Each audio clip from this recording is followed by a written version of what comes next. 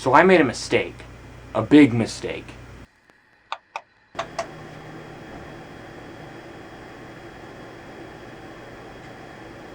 That's not a good sign. So earlier last month, I thought it'd be a good idea to upgrade my computer.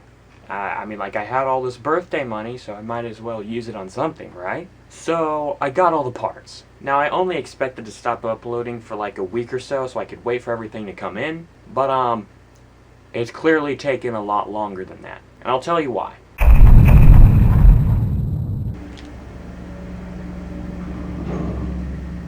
Thanks.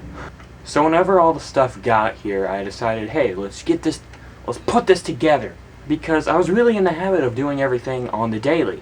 So I want to get back into it as soon as I could. Keep in mind, I haven't been able to edit anything or live stream because of this.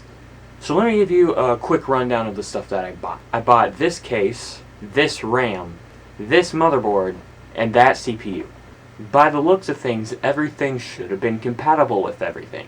I have a case that supports the motherboard, I have a motherboard that supports the RAM, and supposedly it supports the CPU also. Apparently I didn't do enough research. So whenever it gets here, I put all of the stuff together, I cable manage, I make it look nice. And I know it's bad practice to put your side panels on before you test it. So I plugged it in without putting the side panels on, I flipped the power switch and pressed the power button, and nothing. That's not a good sign. The fans turned on, but that was about it. There was nothing on the screen, there was nothing anywhere to show that it has gotten past the post screen. I took another look at PC Part Picker, and it said that it might need a BIOS update, so I was like, oh, okay. So I got a cheap CPU that I could use that was compatible, so I could update the BIOS. Surely enough, whenever it gets here, I hook it up into the computer, and I got into the BIOS. That's when things start to get weird. Once I was in the BIOS, I noticed it was on version F51.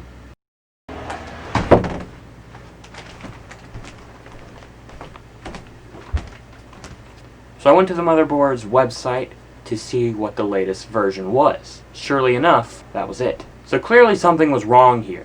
For whatever reason, my CPU isn't working, even though it's on its latest BIOS version, which it should be compatible with. This is when I noticed something. There's a page on their website that shows you all of the compatible CPUs with the motherboard. I look through the list, surely enough I find something that looks like my CPU. Ryzen 5 1600, and I'm like, okay, sick, it's compatible. I just don't know what's going on. Underneath it is a part number. I took a look at the part number that was on my CPU. It did not match. I just bought a $100 and something paperweight. But either way, at the end of the day, I did end up getting my computer finished. I bought the actual part that I need. So let's actually go and check that out.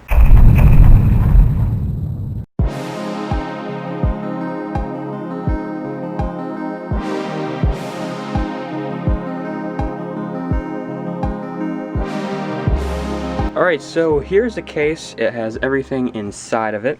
This case is the Thermaltake Versa H15. So this does have a couple of things from my old computer, which was just a Dell computer that I upgraded.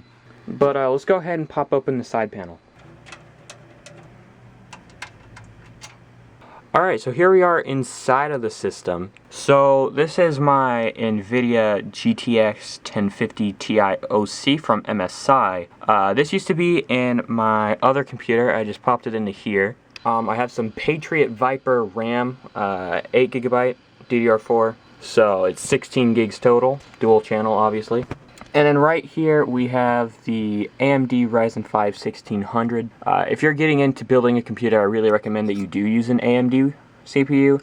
They're just really affordable compared to Intel. But yeah, it's just got the stock AMD cooler on it. I'm planning to get a AIO that I can just put on here. Probably slap it right here in the front. Speaking of which, I'm not sure if you can see it, but there is mesh right here, so that dust doesn't really get in. As well as underneath the power supply, there's mesh that you can pull out. So right here, I plan to put a M.2 SSD right here because it has compatibility for it. And then there's also a DVD drive. I just decided to put it in because I had the room for it. It used to be in the other computer, so I just put it in here. I mean, I didn't see any reason why not to. I still have the Seagate Barracuda drive, and behind here you can see the cables running to it. But I have my SSD right here. But yeah, that's my PC. We got a Gigabyte motherboard. I mean, obviously you've already seen all these parts I got a USB 3.0 on the front as well as a USB 2.0. Power button, reset button, headphone and microphone jack. Taking a look at the back. So there is all of your display outputs if you use this motherboard and you use your integrated graphics. Here's your HDMI, your DVI, and your VGA. There's PS2. I don't know why, but apparently some professional gamers prefer PS2 just because of how it works. I don't. Yeah, under here we have all the audio, Ethernet, and 2 USB 2.0 and 4 USB 3.0s. It might be 3.1, I don't actually know. Here we have my graphics card. It's got DVI, HDMI, and DisplayPort. And then there's the power supply, and nobody really cares about that. Also, if you're going to build a computer, don't cheap out on a power supply. Don't do it. If you're building a computer, you should make sure that your computer has this on it, 80 plus. You need to make sure you have an 80 plus power supply.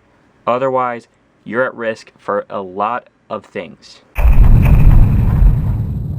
Anyway, I just wanted to make this video to let you know that I haven't just disappeared off the face of the internet. There has been a reason why I haven't been uploading. But yeah, as you can see, everything is up and working now. But yeah, everything is good. I'll see if I can get back into the habit of daily uploading. It might be something I'll have to wait for later though, because I am in the process of moving.